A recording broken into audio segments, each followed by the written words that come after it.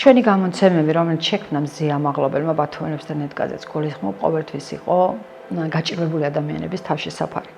ზუსტად ამიტომ არის ძალიან მარტივად რო განმარტო კრიტიკული მედია საჭირო და მნიშვნელოვანი, რომ ის არის გაჭირვებული ადამიანების თავშესაფარი. ბოლო დროს გავაშუქეთ ბავშვზე ძალადობის ფაქტი. არასრულწლოვანი იყო ეს ბავშვი და მასზე ძალადობდა საჯარო პირი. რომ არა თქვათ ჩვენ სანამ ჩვენ არ ჩავერთვით იქამდე არავითარი რეაგირება ინსტიტუციური არ მომხდარა ამ მოძალადე ადამიანის წინააღმდეგ. არსებობდა დადასტურებული ვიდეო კადრები, როცა ეს ადამიანი, ეს საჯარო პირი, კაცი განგრძობითად ძალადობდა ბავშვზე.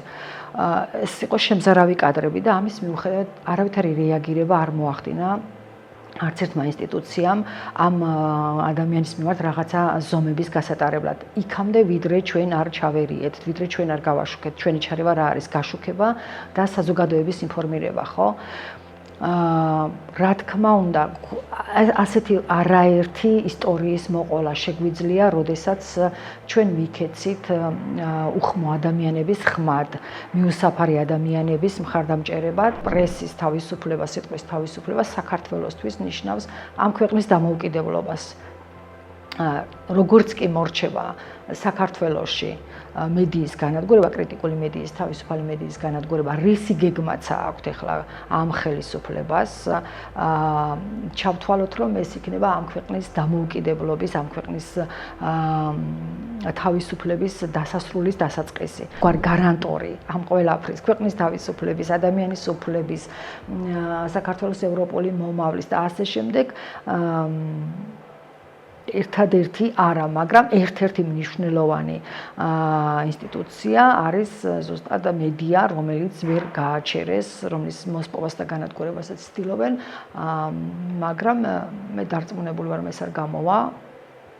ჩვენ ვართ ძალიან სოლიდარულები, ჟურნალისტები, ჩვენ არ ვაპირებთ გაჩერებას. მიუხედავად იმისა, რომ ძალიან დიდი რისკის წინაშე ვდგავართ როგორც ინდივიდუალურად ადამიანები, ისე ორგანიზაციულად. ზიანს პატიმრობა ამ ხელისუფლებისთვის იქნება ერთ-ერთი ყველაზე დიდი სამარცხვინო ლაქა. იმიტომ კი არა რომ ზია ჩვენი რედაქციების წარმომადგენელია, ჩვენი დამფუძნებელი ან ჩემი მეგობარია და ასე შემდეგ. იმიტომ რომ ეს არის პირველი ქალი პატიმარი, რომელსაც აბსურდული ბრალდებით უკვე მე-4 თვეა, მალე 12 მაისს იქნება 4 თვე, როდესაც ის არის პატიმრობაში, დატყვევებული ყავთ აბსურდული ბრალდებით და თურმე ჩვენ გვყავს პოლიციელები, რომლებსაც სახეზე ხელის მოცაცუნება, რომლებშიც იწვევს დიდ ტკივილს და ტრამვებს და რა ქვია, გაწითლება, შეწითლებას. აი ესეთი აბსურდული ბრალდებით, რადგანაც ყავთ მზია მაღლობელი დაკავებული ამდენი ხანია და რადგანაც უნდათ რომ მას ესეთი სასტიკი სასჯელი მიუსაჯონ, წარმოუდგენლად მძიმე სასჯელი, ხო, ტერორისტების მოხლია ლამის.